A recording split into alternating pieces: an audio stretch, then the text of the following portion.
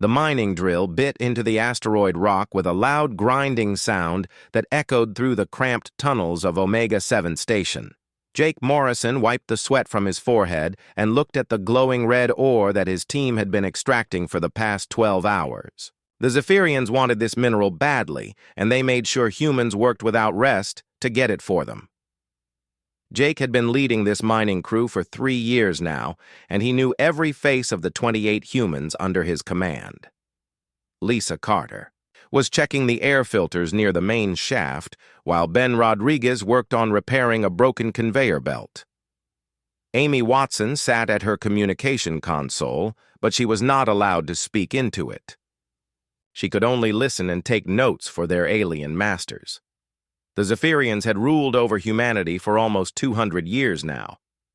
Jake remembered the stories his grandfather told him about the time before the aliens came. Earth had been green and blue and full of life. Humans could speak freely and build whatever they wanted. They had ships that could travel between stars and weapons that could defend their home. Then the Zephyrians arrived with their massive fleet, and everything changed forever. The first meeting between humans and aliens had gone wrong in the worst way possible. The human diplomats tried to negotiate, but the Zephyrians saw this as a sign of weakness. They attacked Earth from orbit and killed millions of people in just a few hours. The survivors had no choice but to surrender and accept the Silence Protocol. Under this treaty, humans could never speak when aliens were present. They could not build weapons or ships or anything that might threaten their masters. They were scattered across the galaxy to work in mines and factories and farms. Most humans never saw Earth again after they were shipped away to serve the Empire.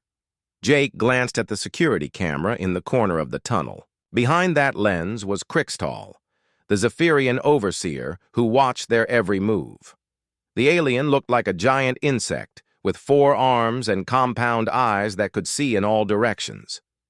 Crixtall believed humans were just smart animals who could follow orders but had no real intelligence. This was exactly what Jake wanted the alien to think. For the past 5 years, he and his crew had been developing a secret way to communicate that the Zephyrians never noticed. They used hand signals and eye movements and small gestures that looked like normal work motions. The aliens never paid attention to how humans moved their hands while they worked. Lisa finished checking the air filters and walked past Jake. As she moved, her hand brushed against his arm 3 times. This meant she had found something important. Ben caught the signal and touched his nose twice, which told Amy to watch for the next message. Amy nodded slightly and pretended to adjust her headset. The hand signals had started simple, but over time they became as complex as any spoken language. Humans working in different parts of the galaxy had slowly built a network of silent communication that spanned dozens of star systems. Guards and janitors and cooks all looked like they were just doing their jobs, but they were actually passing vital information about alien military positions and supply routes. Jake walked over to the ore cart and began loading the red crystals while making careful movements with his fingers. He was telling his team about the message Amy had received yesterday. A mining ship from the Centauri system had brought news that made Jake's blood run cold. The Zephyrians were planning something they called the Great Cleansing. Amy had been monitoring alien communications for months, and she had learned their language better than most humans. Yesterday, she intercepted a transmission between 2 Zephyrian commanders discussing Earth's future. The aliens wanted to expand their colonies and they needed more space. Earth still had 3 billion humans living on it, and the Zephyrians saw them as a waste of resources. The plan was simple and horrifying. The Zephyrians would release a biological weapon into Earth's atmosphere that would kill every human on the planet within weeks. They would then move their own people onto the clean, empty world and use it as a breeding ground for the next generation of the Empire. Ben understood Jake's hand signals, and his face went pale. Lisa saw Ben's reaction and knew something terrible was happening. Amy tried to stay calm, but her hands were shaking as she pretended to organize her notes. Jake looked directly at the security camera and smiled like a simple worker who was happy to serve his masters. Inside his mind, he was already planning. The secret network that humans had built across the galaxy would have to act fast. They had spent decades preparing for this moment without knowing when it would come. Tonight, when the aliens went to their rest cycles, Jake would send out the most important message in human history. Every resistance cell in every system would learn that the time for silence was almost over. The Zephyrians thought they had broken humanity's spirit, but they had no idea how wrong they were about that. The message traveled through the underground network faster than any Zephyrian communication system could track. Ryan Pierce sat in the hidden chamber beneath Mars Colony and watched as reports came in from human cells across 12 different star systems. Each message was disguised as maintenance requests or supply inventories, but Ryan could read the real meaning behind every word. Maria Santos entered the chamber carrying a datapad that looked like a simple work order. She sat down next to Ryan and placed the pad on the metal table between them. The screen showed shipping schedules for food supplies, but the real information was hidden in the timing codes. Human workers in the Vega system had confirmed that Zephyrian military ships were moving toward Earth. Tony Blake was working in the machine shop above their hiding place, and the sound of his welding torch provided perfect cover for their conversation. He had been building weapons disguised as mining equipment for the past 2 years. The Zephyrians never suspected that their human mechanics were creating an arsenal right under their noses. Ryan had been a colonel in the Earth Defense Force before the invasion, and he still remembered everything about military strategy. The Zephyrians had made one crucial mistake when they scattered humanity across the galaxy. They thought this would make humans weaker, but instead it gave the Resistance access to every major alien facility in the Empire. Maria showed Ryan the latest intelligence report from the Zephyrian homeworld. Dr. Helen Cross was working there as a medical slave in one of their research centers. The aliens used human doctors because they were cheaper than training their own people, but they never realized how much their slaves could learn by watching. Helen had discovered something that could change everything. The Zephyrians needed special atmospheric processors to breathe on most of the worlds they conquered. These machines converted the local air into the gas mixture that their species required to survive. Without these processors, the aliens would suffocate within hours. The atmospheric processors were complex machines, but they all used the same basic design. Helen had been maintaining them for years as part of her medical duties, and she knew exactly how to shut them down. Better yet, she had learned that humans could survive without the processors because their lungs were much more adaptable than Zephyrian breathing systems. Ryan studied the technical diagrams that Helen had smuggled out through the medical supply network. Every major Zephyrian base depended on these machines, and they were all vulnerable to the same simple sabotage technique. If humans could coordinate attacks on 17 different worlds at the same time, they could force massive Zephyrian evacuations. Meanwhile, on the prison moon of Titan IV, another part of the network was preparing for war. Commander Alex Stone had been captured during the invasion and sentenced to life in the mining camps. The Zephyrians thought this would break his spirit, but instead it gave him access to hundreds of former human soldiers who were hungry for revenge. Alex had been secretly training these prisoners using improvised equipment and raw determination. They practiced combat techniques in the deep mine shafts where the security cameras could not see them. They learned to fight with mining tools and construction equipment that could double as weapons when the time came. The resistance had grown, much larger than anyone expected. Humans working as janitors in alien government buildings had been copying classified documents for years. Cooks in military bases had been mapping guard rotations and security protocols. Even the humans who cleaned Zephyrian toilets had learned valuable intelligence about their masters' weaknesses. Ryan received another coded message from the Proxima Centauri system. The resistance cell there was led by a former engineer named Sandra Phillips who had been maintaining Zephyrian computer systems for 15 years. She had discovered that the aliens kept all their important data in central servers that could be accessed from any terminal in the Empire. Sandra had been slowly copying this data, and she now had complete files on Zephyrian military positions, supply routes, and command structures. She also had something even more valuable, which was the personal communication codes of high-ranking alien officers. These codes could be used to send false orders that would confuse and disrupt enemy operations. The network had also learned something surprising about the Zephyrian Empire itself. The aliens were not as powerful as they pretended to be. They were actually just a medium-sized power in the galactic community, and they had conquered humanity mainly to prove their strength to more advanced civilizations. This meant that the Zephyrians had many enemies among the other alien species. Several of these rivals had been watching human enslavement with interest, and they might be willing to support a rebellion if it weakened Zephyrian power in the galaxy.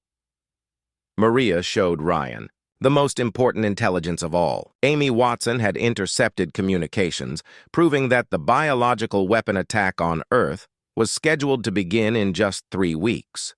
The Zephyrians were already loading the poison into cargo ships and preparing to release it into the atmosphere.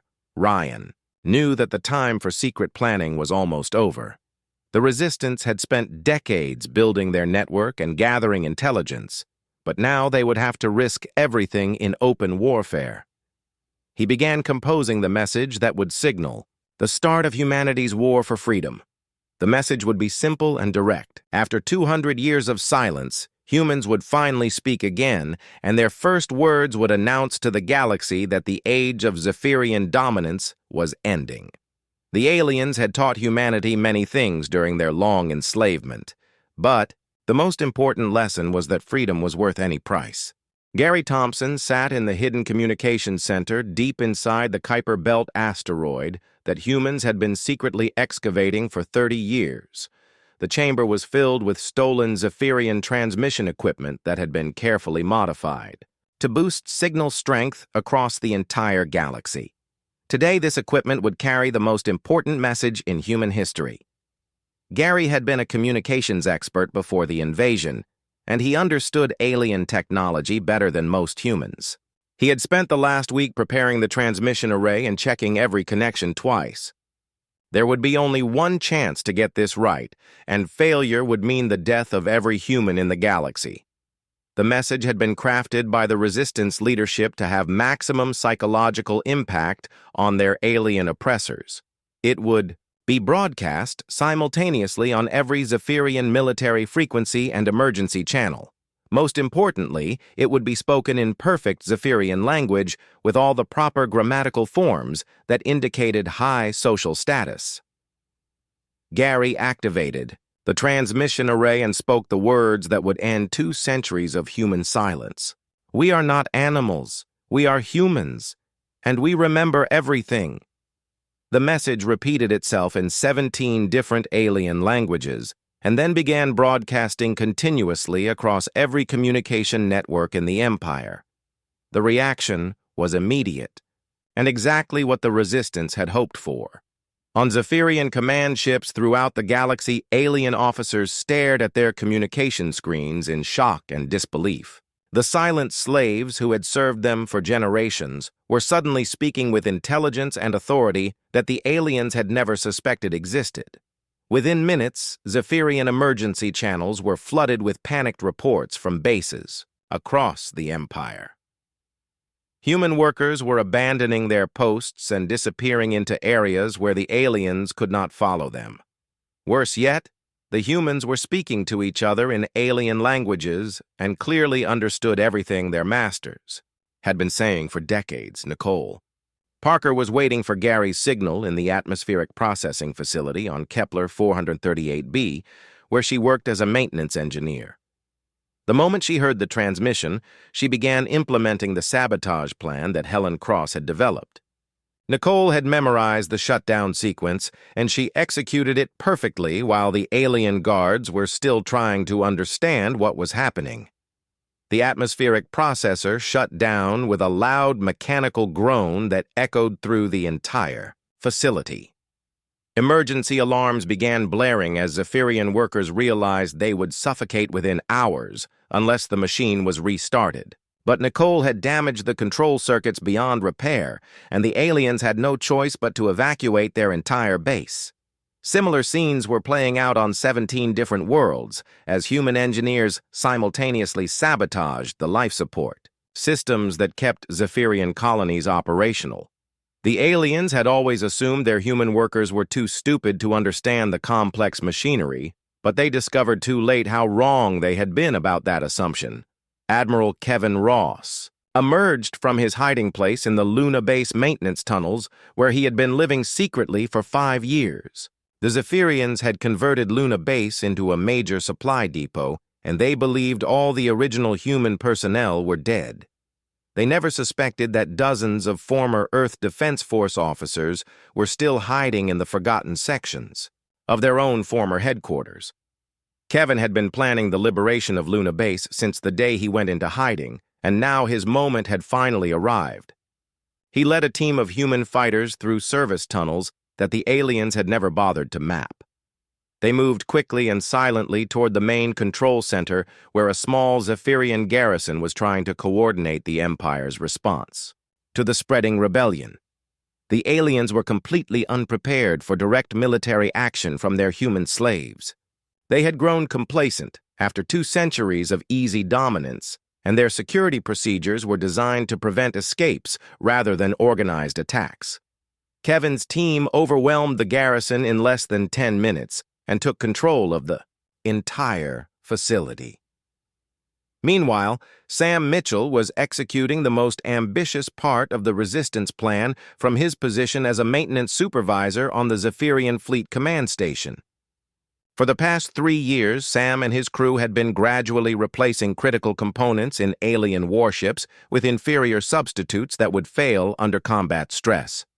The Zephyrians prided themselves on the reliability of their military technology, but they never realized that their human maintenance workers were systematically sabotaging every system they touched. Power cores had been weakened, weapon targeting systems had been misaligned, and engine components had been replaced with parts that would overheat and shut down at crucial moments. Sam activated the hidden computer virus that he had been installing in alien systems for months. The virus was designed to look like routine maintenance updates, but it actually corrupted the software that controlled Zephyrian weapons and navigation systems. Within hours, hundreds of alien warships would find themselves effectively defenseless against human attacks. The psychological impact of the rebellion was even more devastating than the physical sabotage. Zephyrian commanders who had spent their entire careers treating humans as barely intelligent animals suddenly faced the terrifying realization that their slaves had been watching and learning and planning for decades. Gary continued broadcasting from the Kuiper Belt as resistance cells across the galaxy reported their successes. The liberation of Luna Base gave humans access to a major supply depot and strategic position in the solar system. The atmospheric processor sabotage had forced Zephyrian evacuations from 17 worlds and demonstrated that humans could strike anywhere in the Empire. Most importantly, the rebellion was spreading to other enslaved species who had been inspired by humanity's example. The Zephyrians had made enemies throughout the galaxy, and many of these oppressed peoples were now rising up against their common oppressor. Kevin Ross established the Luna Base Command Center as the central coordination point for all human military operations. He began receiving reports from resistance cells that had captured alien facilities on dozens of worlds. The humans had achieved complete strategic surprise, and they were pressing their advantage before the Zephyrians could organize an effective response. The galaxy was learning that while humanity had been silent for 2 centuries, they had never stopped thinking and planning and preparing for this moment. The Zephyrian Empire was about to discover that enslaving humans had been the greatest mistake in their species' history. Dr. Rachel Morgan stood in the secret laboratory hidden beneath the mining complex on Asteroid Belt Station Sigma 9 and looked at the weapons that humanity had been developing in complete secrecy for the past 50 years. The Zephyrians had forbidden humans from building military technology, but they never suspected that their slaves could disguise advanced weapons research as routine industrial engineering projects. The laboratory contained fighter craft that looked like mining shuttles, but were actually faster and more maneuverable than anything in the Zephyrian fleet. Rachel had led the team that designed these ships using principles of aerodynamics and propulsion that the aliens had never fully understood. Human pilots could outfly Zephyrian craft because they had better reflexes and more intuitive understanding of three-dimensional combat maneuvering. Casey White was the first pilot to test the new fighters in actual combat, and she had just returned from a successful mission against a Zephyrian patrol squadron. Her ship had taken minimal damage while destroying 3 alien craft that were supposed to be technologically superior. The enemy pilots simply could not match human speed and adaptability in a real dogfight. The secret weapons program had been possible because humans understood something about technology that the Zephyrians did not. The aliens believed that more complex systems were automatically better than simpler ones, but humans had learned that elegant simplicity often produced superior results. Human-built weapons were easier to maintain and more reliable under battlefield conditions. Rachel showed Casey the production reports from hidden factories across the galaxy. Human workers had been building weapons disguised as industrial equipment for decades, and they now had enough firepower to challenge the Zephyrian military directly. More importantly, they had built these weapons using stolen alien materials, so the Empire had unknowingly funded its own destruction. The Resistance had also discovered that their greatest weapon was not technology, but human nature itself. Laura Davis had been working undercover as a Zephyrian noble for 15 years, and she had access to the highest levels of alien government. The Zephyrians never suspected that their trusted advisor was actually a human agent who had been trained to perfectly mimic their appearance and behavior. Laura had used her position to plant dozens of other human agents throughout the Zephyrian power structure. These agents looked like aliens and spoke like aliens, but they were actually humans who had undergone extensive surgical modification and psychological conditioning. They had been gathering intelligence and preparing for sabotage operations for years without their masters suspecting anything. The most successful human infiltrator was actually sitting in the Zephyrian High Council at this very moment. Agent Marcus Webb had been posing as an alien military advisor for 8 years, and he had access to all the Empire's strategic planning documents. He had been feeding false information to Zephyrian commanders while secretly coordinating with human resistance leaders. Pete Adams was implementing another crucial part of the human strategy from his position as supervisor of the massive orbital shipyards above Kepler 442b. The Zephyrians had built these facilities to produce their next generation of warships, but Pete had been modifying the construction plans to include hidden weaknesses that would make the new vessels vulnerable to human attacks. More importantly, Pete had secretly taken control of the shipyard's production systems, and he was now building human warships using Zephyrian resources and facilities. The alien guards thought they were supervising the construction of their own fleet, but they were actually watching humans build the weapons that would defeat them. The human ships were designed using completely different principles than Zephyrian vessels. While alien craft relied on heavy armor and massive firepower, human ships emphasized speed and maneuverability. They could strike quickly and disappear before enemy weapons could target them effectively. Casey led the first squadron of human-built fighters in an attack on the Zephyrian supply depot at Vega Station. The battle lasted only 20 minutes, but it demonstrated that human pilots and human technology could completely outclass their former masters. The alien defenders were destroyed without inflicting any significant damage on the attacking force. The psychological impact of these victories was spreading throughout the Zephyrian Empire and causing panic among alien military leaders. They had always believed their technology was superior to anything humans could develop, but now they were facing weapons and tactics that they could not understand or counter effectively. Rachel received a coded transmission from the research facility on Titan, where human scientists had been working on their most ambitious project. Dr. Patricia Coleman had successfully reverse-engineered Zephyrian energy weapons and improved them using human engineering principles. The new weapons were more powerful and much more reliable than the original alien designs. The research team had also developed something even more valuable, which was a complete understanding of Zephyrian computer systems. Human programmers had been secretly studying alien software for decades, and they now knew how to hack into any Zephyrian network or database. This gave the Resistance access to all enemy communications and strategic planning documents. Agent Laura Davis activated the network of human sleeper cells that had been placed throughout the Zephyrian government structure. These agents had been waiting for years for the signal to begin their sabotage operations, and now they struck simultaneously across dozens of worlds. Alien command centers lost communication with their fleets, and government offices found their computer systems completely compromised. The Zephyrians were learning that their human slaves had been far more intelligent and resourceful than anyone had imagined. While the aliens had grown comfortable and complacent during their centuries of easy dominance, humans had been working tirelessly to develop the knowledge and weapons they would need to win their freedom. Pete Adams sent out the production orders that would begin mass manufacturing of human warships in facilities across the galaxy. The Zephyrians had built an industrial infrastructure that spanned dozens of star systems, but they never realized they were creating the tools that would be used to overthrow their own empire.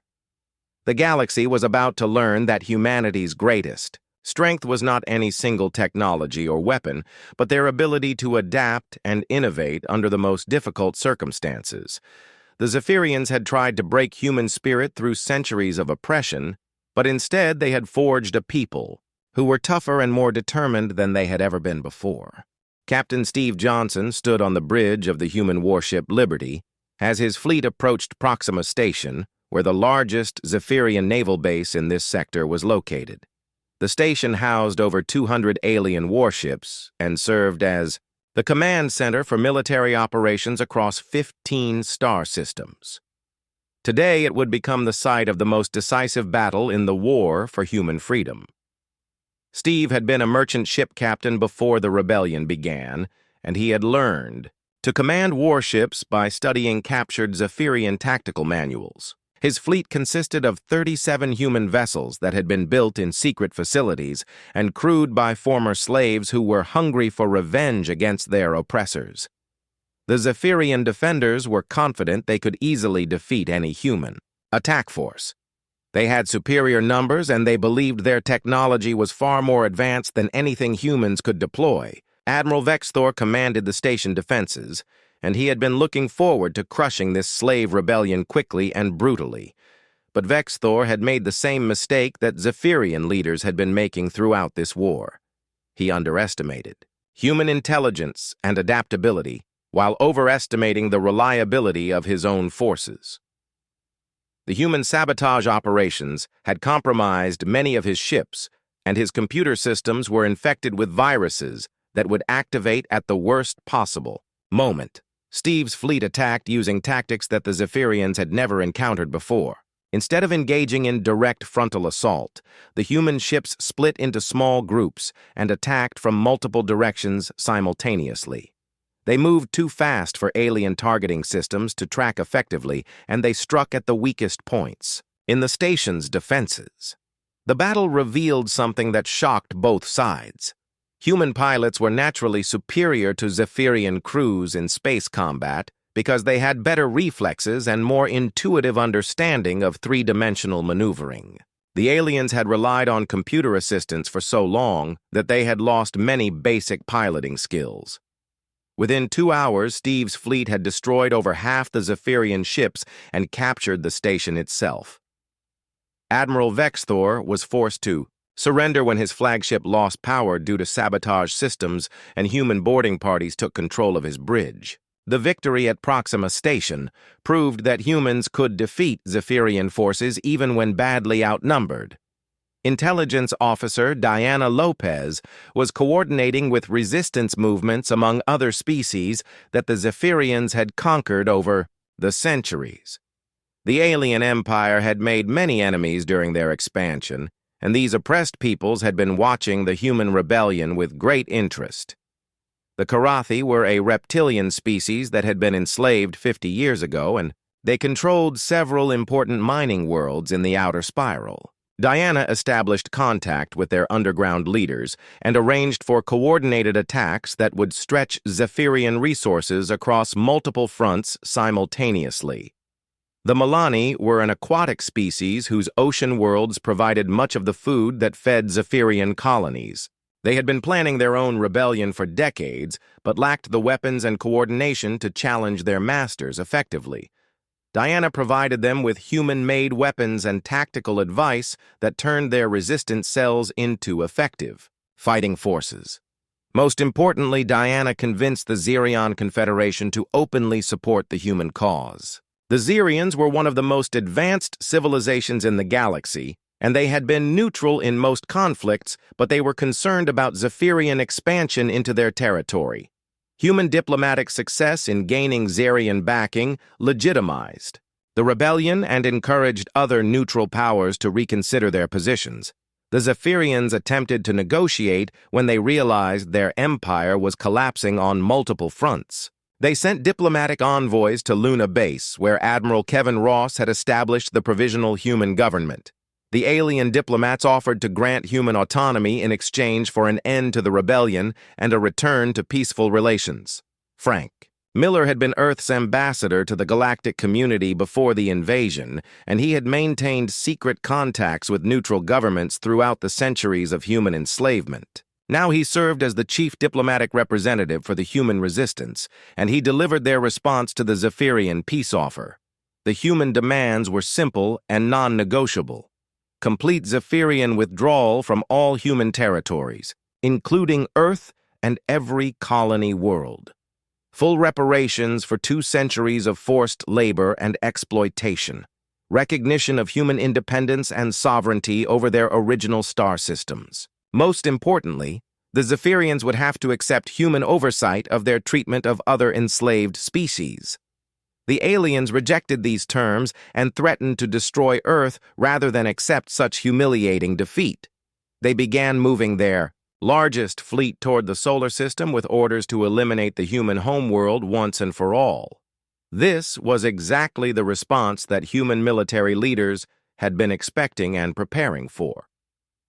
Engineer Carla Singh activated the master shutdown, sequence that she had been installing in Zephyrian systems for years. Every major alien military base and fleet command center suddenly lost power as their computer networks crashed simultaneously.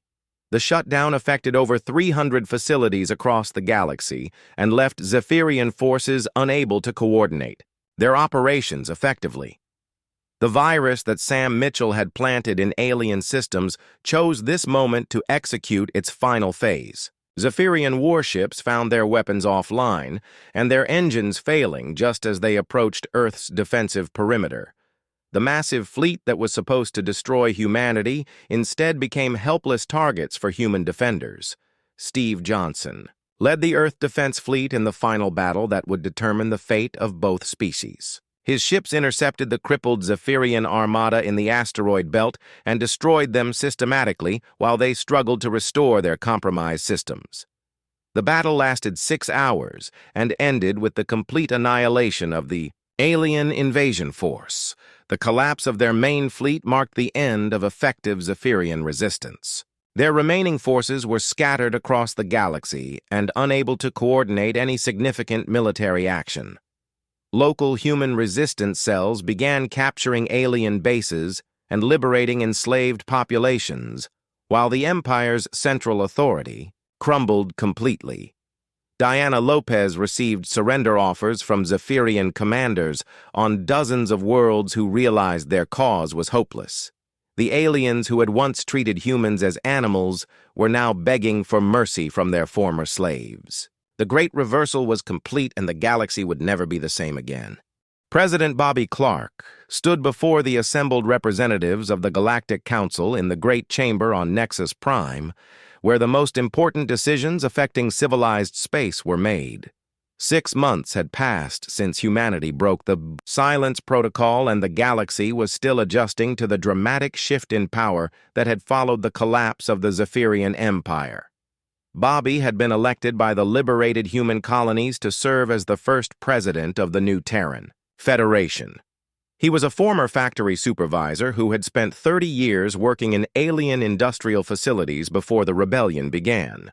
Now he represented humanity's interests to advanced civilizations that had previously dismissed his species as conquered slaves. The speech he was about to deliver had been written by Grace Hamilton, who had been a teacher before the invasion and had spent decades secretly preserving human linguistic traditions. Grace had taught children to read and write in hidden schools while working as a cleaning worker in Zephyrian government buildings. She understood better than anyone how important it was for humanity to speak with one clear voice. Bobby began his address by thanking the Council for recognizing the Terran Federation as a legitimate government. This was a historic moment because it marked the first time in galactic history that an enslaved species had successfully overthrown their masters and gained full independence.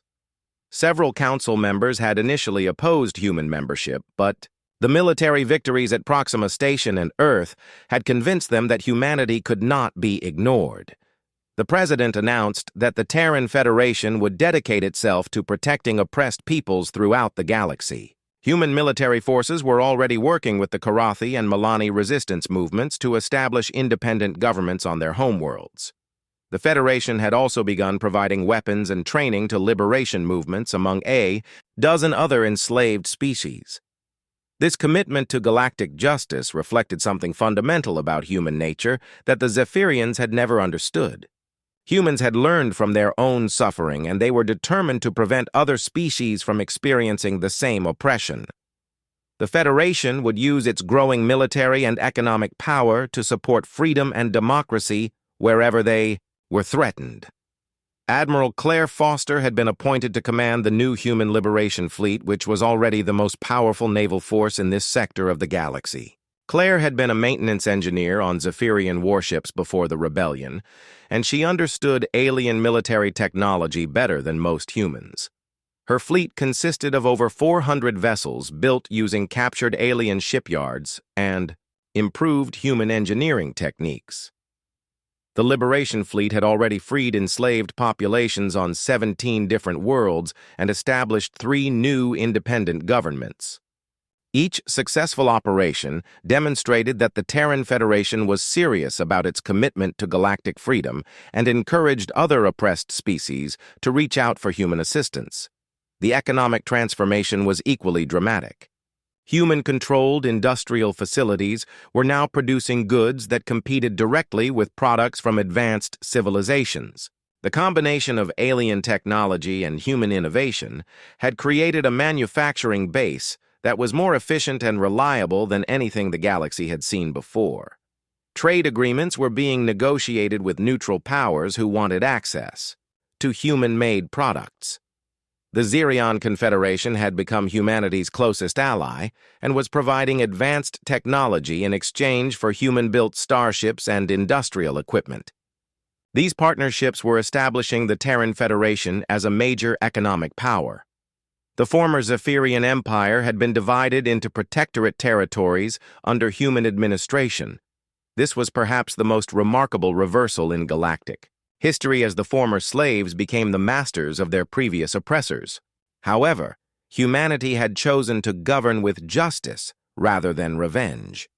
The Zephyrian homeworld was now administered by a joint council that included both human officials and reformed alien leaders who had opposed the old imperial system. The new government was working to establish democratic institutions and protect the rights of all citizens, regardless of species. Former Zephyrian military officers were being retrained as peacekeeping forces under human supervision. Education was a major priority in the former Empire territories. Grace Hamilton had established schools where young Zephyrians could learn about democracy and individual rights alongside human children who were experiencing freedom for the first time in their lives. These schools were teaching a new generation that cooperation was better than domination. The biological weapon that had threatened Earth was being carefully studied by human scientists who wanted to develop defenses against similar attacks. Dr. Rachel Morgan was leading the research team that was analyzing Zephyrian biological warfare techniques and creating countermeasures that could protect other species from such weapons. Cultural exchange programs were beginning to develop as humans shared their art and literature with alien civilizations. Many galactic species were fascinated by human music and poetry, which expressed concepts of freedom and individual dignity that were rare in their own cultures. Human cultural exports were becoming as influential as their military and economic power. The Galactic Council had established a new committee on species rights that was chaired by a human representative. This committee was developing universal standards for the treatment of all sentient beings and investigating reports of oppression throughout civilized space. The existence of this committee represented a fundamental change in how the galaxy approached questions of justice and freedom. President Bobby Clark concluded his historic address by announcing that the Terran Federation would always remember the lessons learned during 2 centuries of enslavement. Humanity would never again allow any species to be treated as property or denied their basic rights. The new human voice in galactic affairs would always speak for those who could not speak for themselves. Young humans were learning to speak freely for the first time in generations, while alien children were discovering that their former slaves had become their teachers. The galaxy was learning that human silence had never meant acceptance of injustice, but rather careful preparation for the day when they would finally be strong enough to demand their freedom. The stars themselves seemed different now that humanity had found its voice again, and the echo of their words was changing everything.